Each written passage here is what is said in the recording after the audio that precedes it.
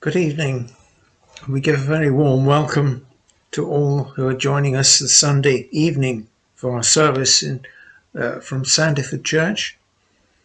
And we've been very much blessed by the preaching series in Nehemiah, the book in the Old Testament that Ian Hamilton has been bringing to us over the weeks.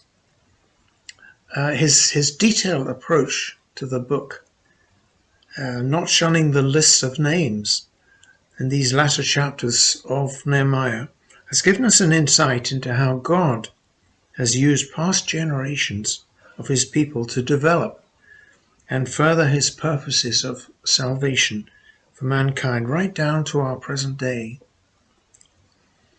It has encouraged us to remember that our God rules in the kingdoms of men and is not discomforted by what appears to us chaotic things in our time.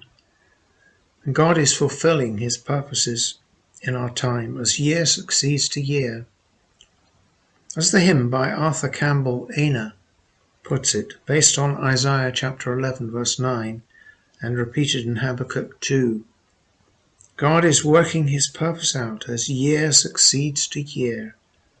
God is working his purpose out, and the time is drawing near. Nearer and nearer draws the time that shall surely be, when the earth shall be filled with the glory of God, as the waters cover the sea. This reminds me of what Michael Healy was challenging us with 2 weeks ago, about the notice he saw in a faithful old lady's home.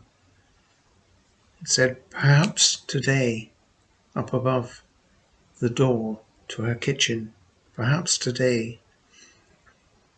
Isaiah speaks of that time when he says, "The root of Jesse shall stand as a signal for the peoples."